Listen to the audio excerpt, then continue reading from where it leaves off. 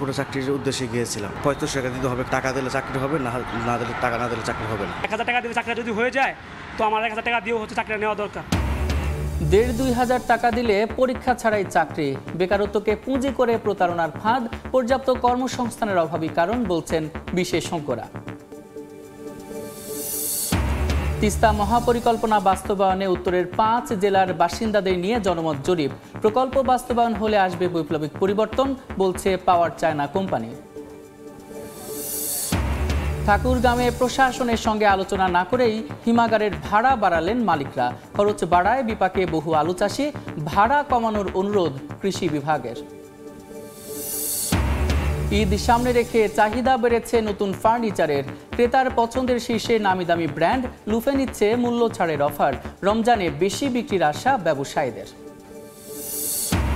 এবং ইরান ইরাকের তেল বাণিজ্যে মার্কিন হস্তক্ষেপ, তেহরান থেকে বিদ্যুৎও কিনতে পারবে না বাগদাদ, দুই দেশেই সংকট ঘনীভূত হওয়ার শঙ্কা।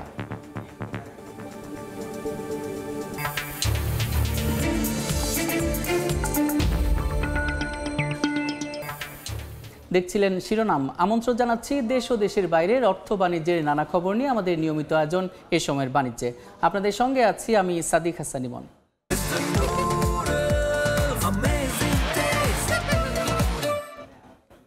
দর্শক, অর্থ বাণিজ্যের নানা খবরের পাশাপাশি আজ আমরা আলোচনা করব বিনিয়োগ ও কর্মসংস্থান নিয়ে। আর এই বিষয়ে কথা বলতে আমাদের সঙ্গে ভার্চুয়ালি যুক্ত হচ্ছেন Dhaka chamber of commerce and ইন্ডাস্ট্রির ডিসিসিআই এর সভাপতি তাসকিন আহমেদ। জনাব তাসকিন আহমেদ, এই সময়ের বাণিজ্যে আপনাকে স্বাগত। আসসালামু আলাইকুম, আমাকে ইনভাইট করার জন্য আপনাদের ধন্যবাদ। স্যার, আপনার সাথে আমরা আলোচনায় ফিরবো, তার আগে এই সংক্রান্ত একটি প্রতিবেদন দেখে আসি। পরীক্ষা কিংবা মূল্যায়ন ছাড়াই চাকরি, শুধু দরকার শিক্ষাগত যোগ্যতা। মাত্র 1,500 থেকে 2,000 টাকা দিলেই পরদিন থেকে শুরু বহুল কাঙ্ক্ষিত কর্মজীবন। আছে বিনামূল্যে থাকা খাওয়ার সুযোগও। বেকারত্বকে পুঁজি করে চটকদার এসব বিজ্ঞাপনে ছেয়ে গেছে অনলাইন অফলাইন মাধ্যম। প্রতারণার এমন ফাঁদে কেন পা দিচ্ছে চাকরি প্রত্যাশীরা, তা জানাচ্ছেন জিন্নাতারা যশোয়া। এখানে 10 সাক্ষাৎকার কথা বলবো শেষ। হাইট কতটুকু আপনি? বেতন হবে স্টার্টিং এ 12,000 টাকা।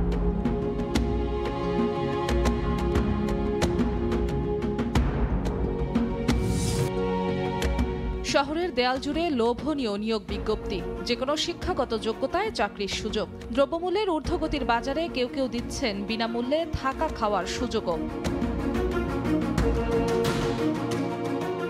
একই ধরনের নিয়োগ বিজ্ঞপ্তি বেড়েছে সামাজিক যোগাযোগ মাধ্যমেও। প্রতিযোগিতার বাজারে চাকরি কিভাবে ধরা দেয় এত সহজে?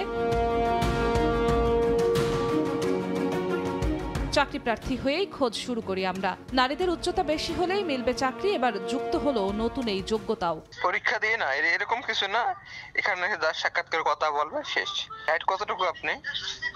আমার হাইট তো 5 ফিট 4। তা তো আপনি অনেক লম্বা। আপনি আসেন, সমস্যা নেই, দেওয়া যাবে। বেতন হবে স্টার্টিং এ 12,000 টাকা। বিজ্ঞপ্তি অনুযায়ী চাকরির খোঁজে একটি প্রতিষ্ঠানের অফিসে পৌঁছালে প্রাথমিকভাবে 1,500 থেকে 2,000 টাকা চায়। আশ্বাস, টাকা দেওয়ার সঙ্গে সঙ্গে নিশ্চিত চাকরি।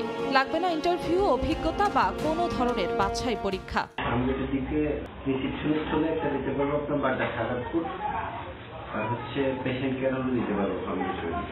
আপনার এইখানে বেতন কর্মটা এখানে মেনটেন করতে হবে, তারপর আমরা এখান থেকে জয়েন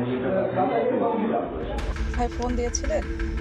টাকার বিনিময়ে চাকরি নিতে আপত্তি জানালেও চাকরি দিতে মরিয়া হয়ে খোঁজ নিতে থাকে প্রলোভন দেখানো চক্র। ফোন দিয়েছিলাম, পরবর্তীতে কি জয়েন করলেন? না তো। পরে তো আমাকে ওই দিন একটা ঠিকানা দিয়েছিল আর বলছিল টাকাটা না দিলে জয়েন করা যাবে না। আর আমি ওই জায়গার অফিস খরচ আছে, এই জায়গার অফিস খরচ আছে। তো অফিস খরচ কি আপনারা যাদেরকে চাকরি দেন তাদের থেকে নেন? আমি তো নেব না, যেখানে পাঠাবো সেখান থেকে নেবে। স্থানীয় বাসিন্দাদের নানা অভিযোগের তীর তাদের দিকে। মানুষকে অরিজিনাল ঠিকানা জানা, খালি আমরা বন্ধু না করবে আরো সামনে আরো সামনে, ওই সামনে আপনার যেটা যে চাকরি পাওয়া যেখানে সোনার হরিণ পাওয়ার মতো বিষয়, সেখানে আজ সকালে টাকা দিলে বিকেলেই জয়েনিং, কিংবা আজ টাকা দিলে কাল সকালেই জয়েনিং। দুর্মূল্যের এই বাজারে আবার কেউ কেউ দিচ্ছেন বিনামূল্যে থাকা খাওয়ার মতো প্রলোভনীয় অফার। কিন্তু প্রশ্ন হচ্ছে, কেন এত সহজ ফাঁদে পা দিচ্ছেন তরুণ সমাজ? এয়ারপোর্টে চাকরির উদ্দেশ্যে গিয়েছিলাম, আমার কাছে 500 টাকা নিয়েছেন। ওটা বলতেছেন যে তোমার 35 টাকা দিতে হবে খানার জন্য 1 মাসের জন্য। আমি তো টাকা পয়সা তো আনি নাই। টাকা দিলে চাকরি হবে, না দিলে টাকা না দিলে চাকরি হবে না। এত সুযোগ সুবিধা দেওয়া হচ্ছে যে 1000 টাকা দিলে চাকরিটা যদি হয়ে যায়, তো আমার 1000 টাকা দিয়েও হচ্ছে চাকরিটা নেওয়া দরকার। টাকা দিয়েও হচ্ছে যে তাদের পরে খোঁজ পাওয়া যায় না। পর্যাপ্ত কর্মসংস্থান না থাকার কারণে দেখা যায় যে আমরা অনেক প্রতিযোগিতার মধ্যে যেও চাকরিটা আসলে পাই না। সরকারি হিসেবে বছর ব্যবধানে দেশে বেকার মানুষের সংখ্যা বেড়েছে 1,70,000। গত সেপ্টেম্বর মাস শেষে দেশে কর্মহীন মানুষের সংখ্যা ঠেকেছে 26,60,000-এ। পর্যাপ্ত কর্মসংস্থান তৈরি করে বেকারত্বের লাগাম টেনে ধরা গেলেই কেবল কমবে চাকরি দেওয়ার নামে প্রতারণার সুযোগ, মত বিশেষজ্ঞদের। জুলাইয়ের অভ্যুত্থানটা কিন্তু শুরুই হয়েছিল একটা কর্মসংস্থানের জায়গা থেকে, কিন্তু সরকারি জবের জন্য শুরু হয়েছিল, কিন্তু সরকার আসলে জব কত দেবে। আমরা চেষ্টা করছি সেটা হচ্ছে যে এই গ্র্যাজুয়েটদেরকে কোনোভাবে বিদেশে কর্মসংস্থান মার্কেটে কানেক্ট করে দেওয়ার জন্য। এদিকে ডেমোগ্রাফিক ডিভিডেন্ড হিসেবে গত বছর শ্রমশক্তিতে যুক্ত হওয়া মানুষের সংখ্যাও কমেছে 19,50,000। জিনাতারা জশোয়া, সময় সংবাদ, ঢাকা। আমরা প্রতিবেদনটি দেখছিলাম, আর এ ব্যাপারে আলোচনার জন্য আমাদের সঙ্গে ভার্চুয়ালি যুক্ত আছেন ডিসিসিআই সভাপতি তাসকিন আহমেদ। আবারও ফিরছে আলোচনায়। জনাব তাসকিন আহমেদ, আমরা প্রতিবেদনটি দেখলাম যে চাকরির নামে ফাঁদ পাতা হচ্ছে এবং সেই ফাঁদে ঝাঁপ দিচ্ছেন তরুণরা, বিশেষ করে বেকাররা। এখানে বেকারত্ব ঘোচাতে আসলে কতটুকু নজর দেওয়া উচিত বলে আপনার মনে হয়? দেখুন, আমাদের দেশে এই প্রতারণা চক্রটা নতুন কিছু না। এটা কাল ভেদে এবং সেক্টর ওয়াইজ এরা একটু মাথাচাড়া দিয়ে ওঠে। প্রতি বছর আমাদের দেশে প্রায় 20 লক্ষাধিক নতুন ওয়ার্কফোর্স কিন্তু আমাদের ওয়ার্ক এরিয়া জয়েন করে, কিন্তু আমরা প্রবাবলি 12.5 থেকে 13 লক্ষ কর্মসংস্থান প্রতি বছর নতুন মার্কেট ওপেন হয়। তো এখানে ক্লিয়ারলি কিন্তু 6 থেকে 7 লক্ষ কর্মসংস্থানের একটি গ্যাপ রয়ে যায়। সো এই গ্যাপগুলো দেখা যায় একটা সেক্টর ব্যবসায় আসে অল্প স্বল্প একটা পুঁজি নিয়ে বা বিদেশ পাড়ি দেয়। তো এটা কিন্তু আমাদের দেশের একটা এত বড় জনবহুল একটা দেশ, এটা একটা বরাবরই একটা চ্যালেঞ্জ রয়ে গেছে। সো ওভার দ্য টাইম আমাদের বিগত 2.5-3 বছরে যে গ্লোবাল কনফ্লিক্ট এবং যুদ্ধের জন্য ওভারঅল ইকোনমি কিন্তু বেশ চাপের মুখে পড়ে যায়, এবং আমাদের এই রিসেন্ট পিরিয়ডে পরিবর্তিত পরিস্থিতিতেও বেশ কিছু চ্যালেঞ্জ ইকোনমি ফেস করছে বিধায় বেশ কিছু অফিস ফ্যাক্টরিজ বন্ধ হয়ে গেছে। সো জব মার্কেটের সিচুয়েশনটা এই মুহূর্তে যথেষ্ট চ্যালেঞ্জিং, এবং এই চ্যালেঞ্জিং এর জন্যই মানুষ এই প্রতারণা চক্রে পা দিচ্ছে। জি, আপনি বলছিলেন যে প্রতি বছর 20 লাখ নতুন দেখা যাচ্ছে যে মানুষজন শ্রমবাজারে আসছে, তো তাদের জন্য আসলে কি পরিমাণ কর্মসংস্থান তৈরি করা সম্ভব বলে আপনি মনে করেন, আর কতটুকুই বা হচ্ছে? দেখেন, আমাদের দেশটা একটু ব্যতিক্রম। আমাদের প্রায় 85% আমাদের ইকোনমিক জিডিপি ড্রাইভার কিন্তু প্রাইভেট সেক্টর। তো দ্য অনলি ওয়ে, কারণ সরকার তো আর এই 20 লক্ষ কর্মসংস্থান কর্মজীবীদেরকে অ্যাফোর্ড করতে পারবেন না বা সবাইকে ম্যানেজ করতে পারবেন না। সো এটা প্রাইভেট সেক্টরকে করতে হবে। So the only solution to it is that আমাদের ইকোনমিটাকে আরো বেগবান করতে হবে, প্রাইভেট ইনভেস্টমেন্ট বাড়াতে হবে, এবং এই প্রাইভেট ইনভেস্টমেন্টের মাধ্যমে এই আমাদের যে 20 লক্ষ নতুন কর্মজীবী কর্মসংস্থানে মার্কেটে ঢুকছে, এদের কিন্তু আমাদের জব অ্যারেঞ্জমেন্ট সিকিউর করতে হবে। জি, এই যে কর্মসংস্থান বাড়ানোর জন্য দেখা যায় যে নতুন নতুন বিনিয়োগের দরকার, আসলে কতটুকু বিনিয়োগ আসছে দেশে বলে আপনি মনে করেন? আমাদের গত 2 বছরে কিন্তু বিনিয়োগ ক্রমাগত কমছে, আমাদের ইন্ডাস্ট্রিয়াল প্রোডাকশনও কমছে, এবং এটা কিন্তু গত 7-8 মাসে না, এটা গত 2.5 থেকে 3 বছরই কিন্তু আমাদের এটা নিম্নমুখী। সো এটার জন্য অবশ্যই সরকারকে বেশ কিছু শর্ট টার্ম এবং লং টার্ম উদ্যোগ নিতে হবে, যা দিয়ে যাতে মানে ইনভেস্টররা কনফিডেন্ট হয় নতুন বিনিয়োগে। যে অবস্থাটা আমরা কারেন্টলি প্রতিটা ইন্ডিকেটর সরকারের বিভিন্ন সংস্থা থেকেও যেটা দেখতে পাচ্ছি, ক্রমান্বয়ে কারণ ব্যাংকের ইন্টারেস্ট রেট বেড়ে যাচ্ছে, ল অ্যান্ড অর্ডারের সিচুয়েশন ডিট্রয়েট করেছে, সবকিছু এই মুহূর্তে কিন্তু নতুন বিনিয়োগের পরিপন্থী অবস্থায় রয়েছে। আপনি একটু আগে বলছিলেন যে এই যে বিনিয়োগ বাড়ানোর জন্য সরকারের নতুন নতুন পদক্ষেপের দরকার, যদি একটু বলেন যে কি কি আসলে পদক্ষেপ দরকার বলে আপনার মনে হয়?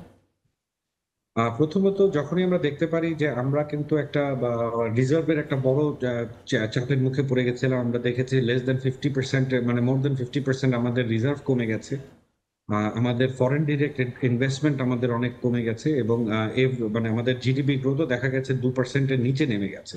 সো এই সব কিছু কারণে যেটা আমাদের প্রথম দরকার হলো আমাদের ল অ্যান্ড অর্ডার সিচুয়েশনটা ইমপ্রুভ করা। সেকেন্ড, আমাদের আপনি জানেন যে ইন্টারেস্ট রেট ক্রমান্বয়ে গত 1.5 বছরে অনেক বেড়ে 9% থেকে প্রায় 15%-এর ঊর্ধ্বে চলে গেছে। কারণ যখনই ইন্টারেস্ট রেট বেড়ে যাবে আপনার ইকোনমি স্লো ডাউন করতে বাধ্য। সো এটা শর্ট টার্মের জন্য হলেও, এবং ব্যাংকিং সেক্টরে দেখেন আমাদের কিছু রিফর্মস আসছে যে জিনিসগুলো আমরা কিন্তু সাধুবাদ জানাই, বা যে এই রিফর্মস গুলো আসা উচিত, কিন্তু আমাদের মতে ঢাকা চেম্বারের পক্ষ থেকে আমাদের মনে হচ্ছে যে এটা এত ফাস্ট এই ইকোনমিক কন্ডিশনে, এই কারেন্ট ইকোনমিক কন্ডিশনে আমার মনে হয় একটু বিপদগামী হয়ে যাচ্ছে। আমাদের এখানে প্রায় বাংলাদেশে 75 থেকে 78 লক্ষ স্মল অ্যান্ড মিডিয়াম এন্টারপ্রাইজেস আছে যারা বিভিন্ন ব্যবসায় ছোট ছোট করে 20 জন, 25 জন, 50 জন, 100 জন করে কর্মসংস্থান করছে।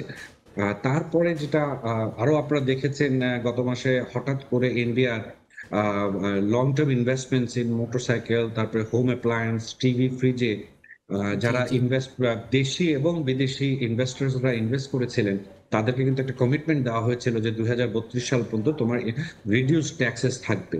তো এই কমিটমেন্টই তো অ্যাকচুয়ালি সরকারের কমিটমেন্টই তো অ্যাকচুয়ালি ইনভেস্টররা ইনভেস্ট করেছে। তো হঠাৎ করে কথা নাই বার্তা নাই আমাদের 10 থেকে 20% যখন ট্যাক্সটা বাড়িয়ে দেওয়া হলো, এই জিনিসগুলো তো আমাদের দেশের কনফিডেন্স, ইনভেস্টমেন্ট ফ্রেন্ডলিনেসের যে কনফিডেন্সটা থাকে এটাকে কমপ্লিটলি নেগেটিভ একটা পিকচার দিচ্ছে। সো এই মুহূর্তে সরকার এবং প্রাইভেট সেক্টর এবং পাবলিক সেক্টর মিলে একসাথে যৌথ উদ্যোগ নেওয়া উচিত। এটার কিন্তু ওভারনাইট কোনো সলিউশন নেই, কিন্তু ইমিডিয়েটলি এগুলার অ্যাড্রেস না করা হলে ইকোনমি সামনের দিকে আরো বিপদের মুখে পড়বে। স্যার, দেখা যায় যে কর্মক্ষেত্রে যখন যায় তখন বলা হয় যে আমাদের যে ধরনের শিক্ষা দেওয়া হচ্ছে সেগুলো কর্মক্ষেত্রে দেখা যায় যে খুব একটা প্রযোজ্য হচ্ছে না। দেখা যায় যে তাদের প্র্যাকটিক্যাল নলেজের অনেক অভাব আছে। সেক্ষেত্রে আমাদের শিক্ষাক্ষেত্রে কী ধরনের পরিবর্তন আনতে হবে বলে আপনি মনে করেন? দেখেন, শিক্ষা ক্ষেত্রের যে কোয়ালিটি, এটা কিন্তু একটা দীর্ঘমেয়াদী একটা বা পরিক্রম, একটা কাজ। আমাদের অবশ্যই দ্য কোয়ালিটি অফ এডুকেশন যেটা আমরা দেখছি এবং প্রতি বছর যে কোয়ালিটির আমাদের ছেলেমেয়েরা বের হচ্ছে, সেই তাদেরকে কিন্তু অ্যাকচুয়াল লেভেলে যখন আমরা ওদেরকে কর্মসংস্থানে দিচ্ছি, ওদের কিন্তু একটা হিউজ গ্যাপ রয়ে যাচ্ছে, কারণ ওদেরকে প্র্যাকটিক্যাল এক্সপিরিয়েন্স দেওয়া হয় না। আর আপনি আমাদের দেশের অনুযায়ী আপনাকে দেখতে হবে যে বছরে কতগুলো ইঞ্জিনিয়ার, কতগুলো ডিরেক্ট মানে ডক্টর বের হচ্ছে, মানে নাম্বারস আর ভেরি লিমিটেড। সবাই কিন্তু উন্মুক্ত বিশ্ববিদ্যালয় থেকে ম্যানেজমেন্টের উপরে বা মানে ভেরি লেম একটা সাবজেক্টের উপরে কিন্তু গ্র্যাজুয়েশন করে কর্মসংস্থানে ঢুকে যাচ্ছে। তো যে কোনো প্রাইভেট সেক্টর, ওরা তো তাদের সেক্টর স্পেসিফিক ছোট বিজনেসম্যান বা ইভেন মিডিয়াম এন্টারপ্রাইজেস যারা আছে, স্মল এন্টারপ্রাইজ যারা আছে, তারা তো চাবে যে আমি তো প্রাইভেট সেক্টর, যখনই যেদিন থেকে কর্মসংস্থানে ঢুকলো পরের দিন থেকে সে প্রোডাক্টিভিটি দেওয়া শুরু করবে। তো এখানে একটা বড় গ্যাপ হচ্ছে, এবং এই প্রাইভেট সেক্টররা তো একটা ওয়ার্কফোর্সকে নিয়ে এসে ট্রেনিং 6 মাস বসে করায় তারা, এবং করানোর তাদের সুযোগও থাকে না। তো এখানে আমাদের আরো অনেক vocational training institute, technical training ইনস্টিটিউটের উপরে সরকারকে জোর দিতে হবে। অসংখ্য ধন্যবাদ স্যার। সময় স্বল্পতার জন্য আমাদের এখানেই শেষ করতে হচ্ছে আজকের আলোচনা। ধন্যবাদ। আমরা এতক্ষণ আলোচনা করছিলাম কর্মসংস্থান নিয়ে, এবং সেজন্য আমাদের সঙ্গে সরাসরি ভার্চুয়ালি যুক্ত ছিলেন ডিসিসিআইয়ের প্রেসিডেন্ট তাসকিন আহমেদ। এবার যাচ্ছি অন্য খবরে। বকেয়া বেতনের দাবিতে টঙ্গীর হোসেন মার্কেট এলাকায় ঢাকা ময়মনসিংহ মহাসড়ক অবরোধ করে বিক্ষোভ করছেন পোশাক শ্রমিকরা। সেখানে আছেন সহকর্মী মেহেদি হাসান, চলে যাচ্ছি তার কাছে। মেহেদি, প্রায় 4 ঘন্টা পর ঢাকা ময়মনসিংহ মহাসড়কের যে যান চলাচল সেটি কিন্তু শুরু হয়েছে। আমরা দেখেছি কিছুক্ষণ আগেই পুলিশ, সেনাবাহিনী, এপিবিএন সহ যৌথ বাহিনীর একটি টিম তারা এসে শ্রমিকদের সাথে কথা বলেছে, এবং কথা বলে কিন্তু তারা যান চলাচল নিয়ন্ত্রণে নিয়ে এসেছে। এবং কিছুক্ষণ আগে আমরা দেখেছি যে শ্রমিকদের যে দাবি, আসলে যে যদি বলি যে কী কারণে তাদের এই আন্দোলন, তারা যেমনটি বলছিলেন যে BHIS অ্যাপারেলস লিমিটেড নামের একটি প্রতিষ্ঠানে তারা কর্মরত ছিলেন, এবং সেই প্রতিষ্ঠানে আসলে গতকালকে কিন্তু বেতন দেওয়ার কথা ছিল, এবং সেই বেতন গতকাল না দিয়ে তারা আসলে প্রতিষ্ঠান কর্তৃপক্ষ তাদেরকে জানিয়েছে 25 তারিখে আসলে দেয়া হবে। তারই ধারাবাহিকতায় তারা সেখানে কিন্তু বিক্ষোভ জানান এবং তারা আসলে এটার প্রতিবাদ জানান। তারই দাবিতে আজ সকালে যখন আসলে প্রতিষ্ঠানের কর্মকর্তা যারা রয়েছেন, বিশেষ করে কর্মচারী যারা আসলে কাজ করেন, খেটে খান, আসলে তারা আসলে যেমনটি বলছেন যে এখানে আসার পর থেকে তারা দেখতে পাচ্ছেন যে একটি নোটিশ টানানো হয়েছে। সেই নোটিশে আর কি বলা হয়েছে যে আজকে থেকে অনির্দিষ্টকালের জন্য এই গার্মেন্টস প্রতিষ্ঠানটি বন্ধ ঘোষণা করা হয়েছে, এবং তারপর থেকেই এই এই প্রতিষ্ঠানের যে কর্মচারী রয়েছে তারা তাদের বেতন, বকেয়া বেতন এবং সামনে যে ঈদ রয়েছে সেই ঈদের বোনাসের দাবিতে কিন্তু তারা মানববন্ধন করছিল মহাসড়ক অবরোধ করে, এবং তারই ধারাবাহিকতায় পুরো সড়ক আসলে যান চলাচল বন্ধ হয়ে যায়। আমরা দেখেছি যেহেতু সকাল অফিস টাইম, সেই অফিস টাইম থাকার কারণে কিন্তু ব্যাপক একটি যানজটের সৃষ্টি হয়। সেই যানজটে সাধারণ মানুষ যারা রয়েছেন তারা ভোগান্তিতে পড়েছেন। অনেকেই কিন্তু বাইপাস সড়ক ব্যবহার করেছেন ঢাকায় পৌঁছানোর জন্য, তবে সেই সড়কেও কিন্তু বিশৃঙ্খল পরিস্থিতি তৈরি হয়েছে। আমরা যতদূর দেখেছি যে শ্রমিকরা এখন পর্যন্ত সড়কের পাশে অবস্থান করছে এবং কর্তৃপক্ষ তারা রয়েছে, তারা আশ্বাস দিয়েছেন যে তারা কিছুক্ষণের মধ্যেই হয়তো বা অল্প সময়ের মধ্যেই এই সমস্যার সমাধান করবেন।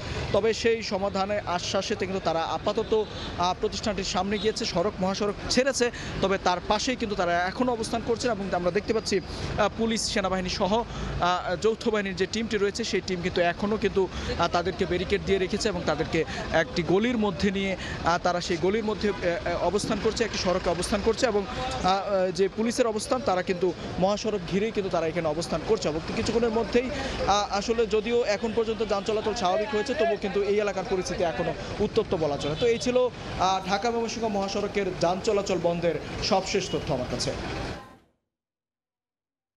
টঙ্গী থেকে আমাদের সঙ্গে যুক্ত ছিলেন সহকর্মী মেহেদি হাসান। তিস্তা মহাপরিকল্পনা প্রকল্পের সমীক্ষা চূড়ান্ত করতে উত্তরের 5 জেলার নদী পাড়ের বাসিন্দাদের সঙ্গে মতামত আদান প্রদান করছে পাওয়ার চায়না কোম্পানি। প্রকল্পটি বাস্তবায়িত হলে তিস্তা অববাহিকায় বৈপ্লবিক পরিবর্তন আসবে বলে মনে করেন প্রতিষ্ঠানটির ডেপুটি কান্ট্রি ডিরেক্টর হানকুন। শাকিল মাহমুদের ক্যামেরায় নাজমুল ইসলাম নিশাতের রিপোর্ট।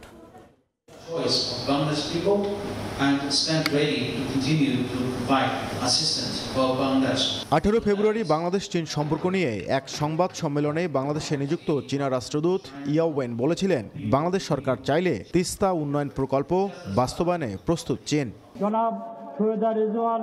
তবে 9 ফেব্রুয়ারি তিস্তা নদী রক্ষায় করণীয় গণশুনানিতে বন ও পরিবেশ উপদেষ্টা সৈয়দ রিজওয়ানা হাসান স্পষ্ট জানিয়েছিলেন, তিস্তা মহাপরিকল্পনা বাস্তবায়ন হবে একমাত্র তিস্তা অববাহিকার বাসিন্দাদের চাওয়া পাওয়ার উপর। এই মহাপরিকল্পনায় কি থাকবে আর কি থাকবে না, এইটার ব্যাপারে তিস্তা পাড়ের মানুষের মতামত শুনতে হবে। এর 1 মাস পর power China Teesta river comprehensive management and restoration project তুলে ধরে তিস্তা অববাহিকার বাসিন্দাদের কাছে। প্রকল্পে রয়েছে নদীর তীর সংরক্ষণ, ড্রেজিং, বাঁধ ও সড়ক নির্মাণ, উদ্ধারকৃত জমিতে অর্থনৈতিক অঞ্চল, পাওয়ার প্ল্যান্ট, স্যাটেলাইট টাউন, শুষ্ক মৌসুমে পানি সংরক্ষণ সহ নানা পরিকল্পনা। তিস্তার সমস্যার সমাধান করে আমাদের উত্তরবঙ্গের মানুষের যে মঙ্গাপ্রীত অঞ্চল হিসেবে যে কুখ্যাতি রয়েছে, যে দুঃখবোধের জায়গা রয়েছে, সেখান থেকে উত্তরণে সরকার সর্বোচ্চ ব্যবস্থা গ্রহণ করবে। একটি সুষ্ঠু পরিকল্পনার মাধ্যমে এই তিস্তা নদীর 130 কিলোমিটারকে সংস্কার করা হোক, বাঁধে নিয়ে আসা হোক। পাওয়ার চায়না কোম্পানির ডেপুটি কান্ট্রি ডিরেক্টর হানকুন বলেন, পরিবেশ বান্ধব এই প্রকল্পে ভূরাজনৈতিক কোনো প্রশ্ন থাকার কথা নয়, এটি শুধুমাত্র বাণিজ্যিক ব্যাপার। এটি রাজনৈতিক বা ভূরাজনৈতিক কোনো বিষয় নয়, এটি শুধুই ব্যবসায়িক বিষয়। পানি উন্নয়ন বোর্ড বলছে, প্রকল্পটি যাতে প্রকৃতপক্ষে জনস্বার্থেই বাস্তবায়ন হয়, সে কারণেই সরাসরি তিস্তা পাড়ের বাসিন্দাদের মতামতের উদ্যোগ নিয়েছে অন্তর্বর্তী সরকার। নাজমুল ইসলাম নিশাত, সময় সংবাদ, রংপুর। দর্শক, এখন জানাবো পুঁজি বাজারের খবর। ঢাকা স্টক এক্সচেঞ্জ ডিএসইতে সূচকের ঊর্ধ্বমুখী প্রবণতা দিয়ে চলছে লেনদেন। সবশেষ বাজার পরিস্থিতি জানাতে সরাসরি নিয়ে যাচ্ছি ডিএসই ওয়েবসাইটে। আমরা গতকাল দেখেছিলাম ঢাকা স্টক এক্সচেঞ্জের 3টি সূচকই ঊর্ধ্বমুখী প্রবণতার মধ্য দিয়েই গিয়েছিল, শেষ হয়েছিল, এবং আজকেও দেখতে পাচ্ছি সেই প্রবণতা কিন্তু এখনও রয়েছে। প্রধান সূচক ডিএসই এস সূচক দেখতে পাচ্ছি যে শুরুতে 5190 পয়েন্টের কিছুটা বেশি ছিল এবং এখন অবস্থান করছে 5209 পয়েন্টের কিছুটা বেশি, 10 পয়েন্টের কাছাকাছি। তারপরে আমরা যদি দেখি যে সরিয়া সূচক ডিএসই এস ইন্ডেক্স, সেটি দেখছি যে আজকে 6 পয়েন্ট বেড়ে এখন অবস্থান করছে 1168 পয়েন্টের কিছুটা বেশি, এবং বাছাইকৃত সূচক DS30 ইন্ডেক্স দেখতে পাচ্ছি 7 পয়েন্ট বেড়ে এখন অবস্থান করছে 1898 পয়েন্টের কিছুটা বেশি। আর এখন পর্যন্ত ঢাকা পুঁজিবাজারে মোট লেনদেন হয়েছে 141 কোটি 90 লক্ষ টাকা। আর যে কোম্পানিগুলো আজকে লেনদেন করেছে তার মধ্যে 251টি কোম্পানির শেয়ারের দাম বেড়েছে, 58টি কোম্পানির শেয়ারের দাম কমেছে এবং অপরিবর্তিত অবস্থায় রয়েছে 76টি কোম্পানির শেয়ারের দাম। এবার দেখব আজকে যারা লেনদেন করছে তার মধ্যে শীর্ষ 20-এ যে কোম্পানিগুলো রয়েছে তার মধ্যে কার অবস্থান কোথায়। প্রথমেই রয়েছে ওরিয়ন ইনফিউশন, যার একটি শেয়ার এখন বিক্রি হচ্ছে 419 টাকায় এবং 419 টাকায় কিন্তু এটির সর্বোচ্চ দাম আমরা দেখতে পাচ্ছি। আর এটি সর্বনিম্ন বিক্রি হয়েছিল 401 টাকা 50 পয়সায়। এখন পর্যন্ত পুঁজিবাজারে এই কোম্পানিটি লেনদেন করেছে 10,73,00,000 টাকার বেশি।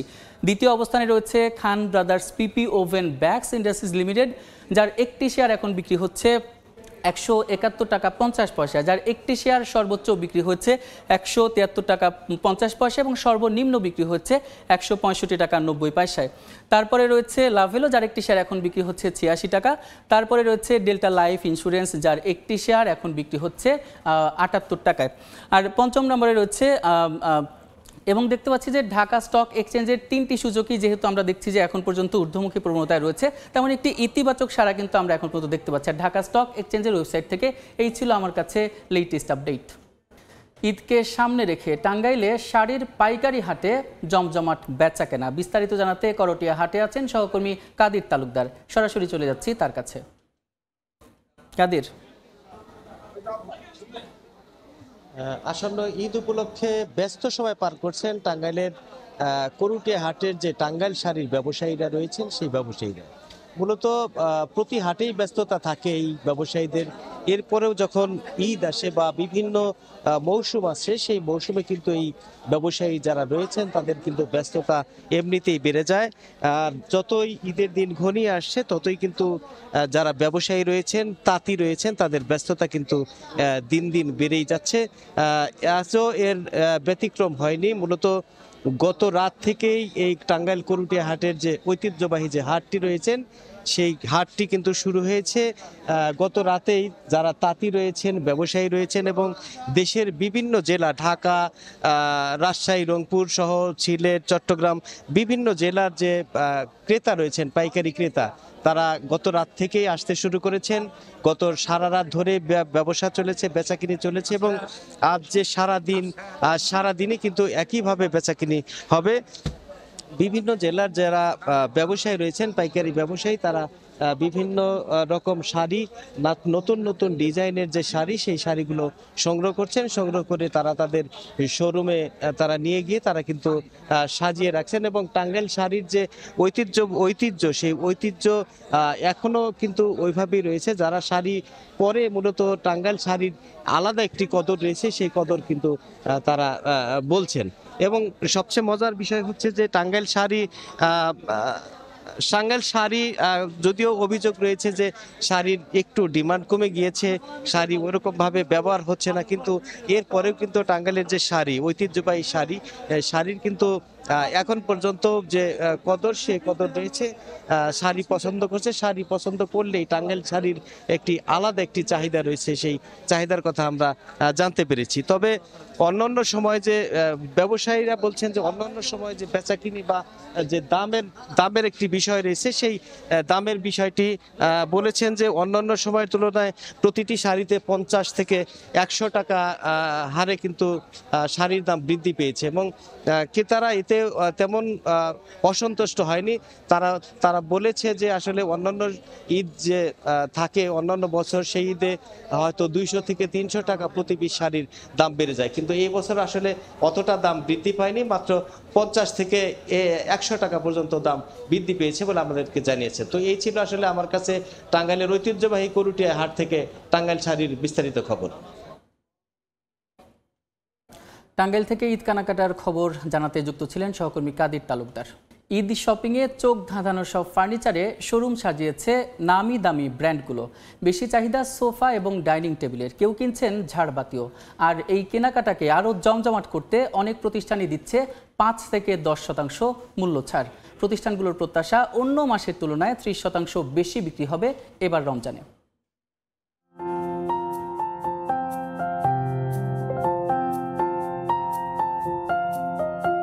আভিজাত্য আর বাহারি নকশার আসবাবপত্র,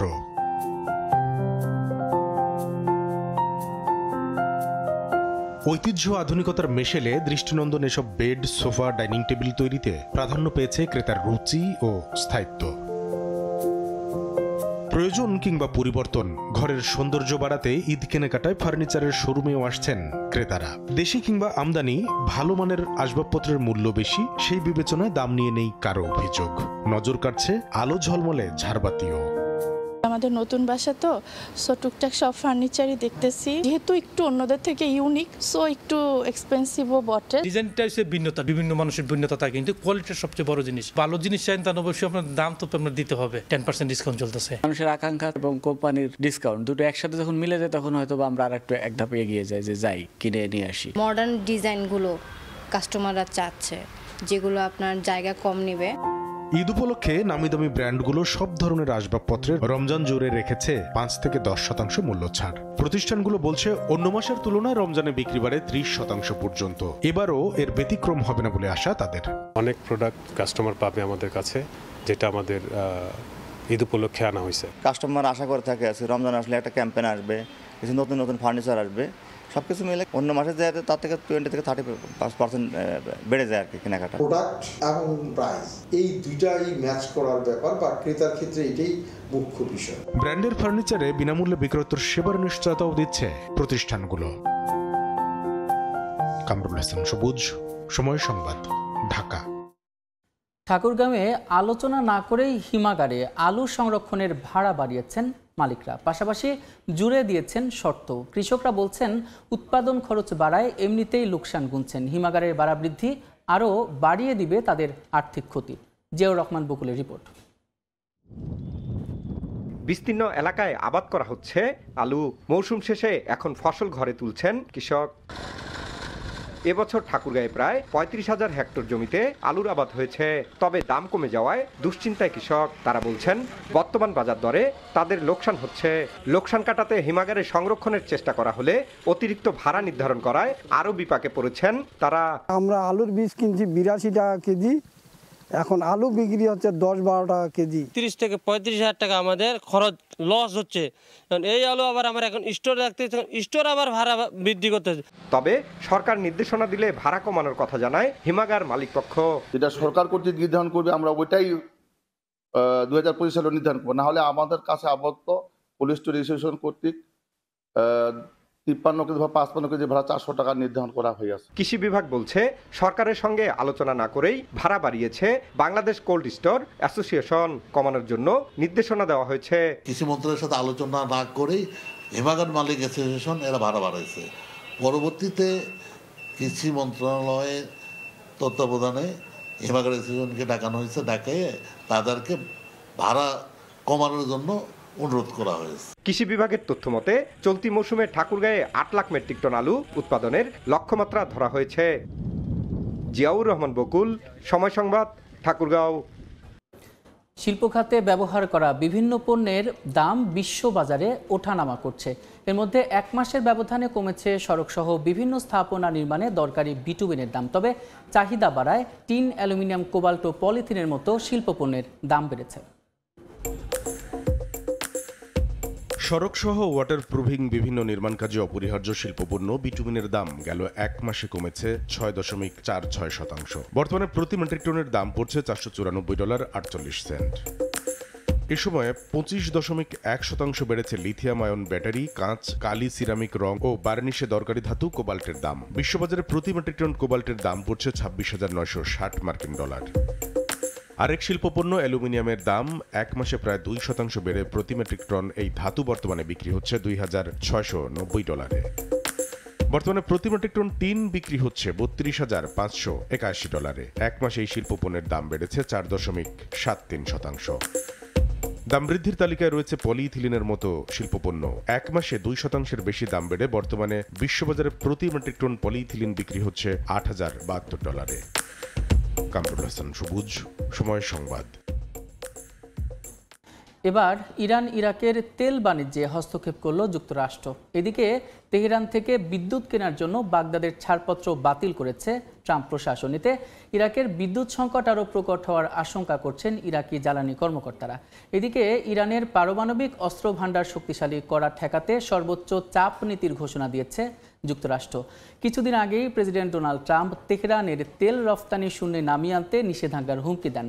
প্রেসিডেন্ট ডোনাল্ড ট্রাম্পের সর্বোচ্চ চাপ নীতির আওতায় নতুন এই সিদ্ধান্ত ইরানকে অর্থনৈতিক দিক থেকে অস্বস্তিতে ফেলবে বলে মনে করেন মার্কিন পররাষ্ট্র মন্ত্রণালয়।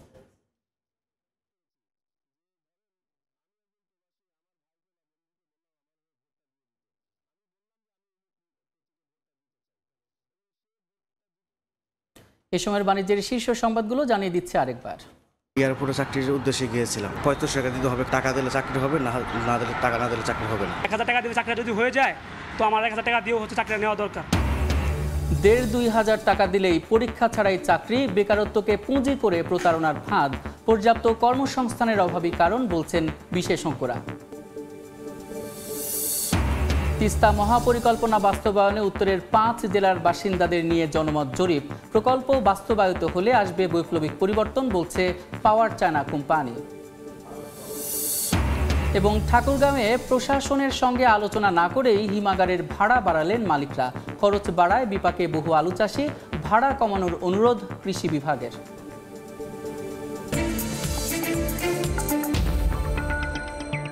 এই ছিল এ সময়ের বাণিজ্যের সঙ্গে থাকুন সময়ের।